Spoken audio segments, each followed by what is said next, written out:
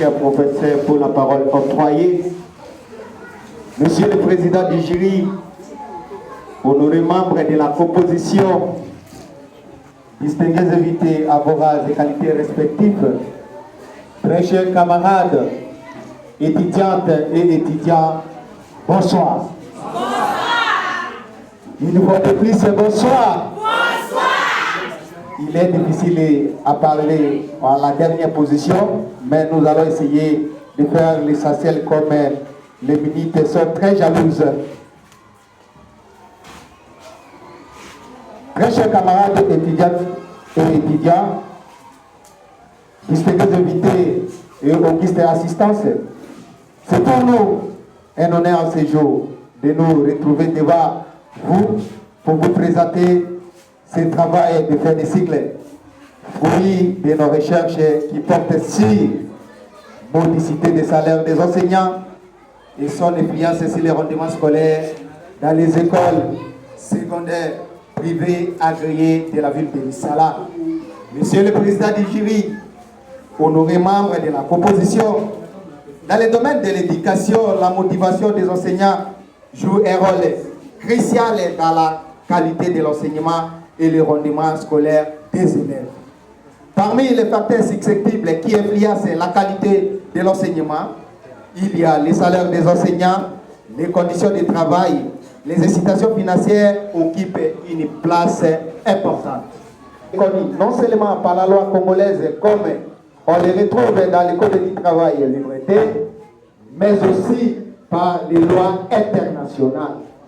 Les travailleurs congolais en général et les enseignants en particulier vivent aujourd'hui dans une incertitude certaine à ce sujet, cette observation. La faible salaire par rapport au coût de la vie.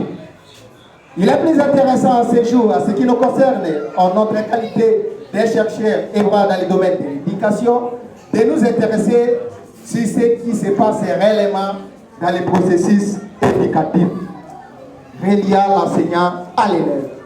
Dans le contexte de la République démocratique du Congo, il devient important de se questionner davantage sur l'influence qu'a le salaire, sur sa dimension motivationnelle d'une part et sur sa dimension qualitative d'autre part. Par ailleurs, il est étonnant que est notre problème. Les promoteurs d'écoles prennent la part des lions pour laisser les unités de production dans un état de souffrance continuelle.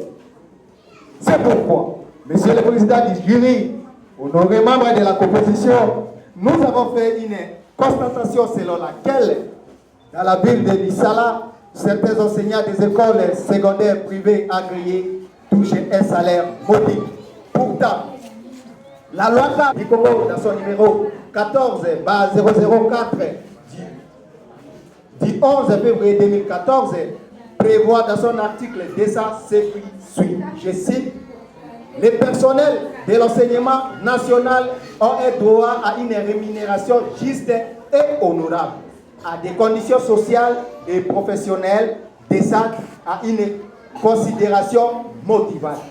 Et dans l'article 45, section D, toute personne physique ou morale, congolaise ou étrangère, qui présente les garanties civiles, juridiques, financières, matérielles, morales, pédagogiques, andragogiques, administratives et environnementales, définies aux articles 45 et 54 de la présente loi, peut créer un établissement primaire, secondaire ou professionnel.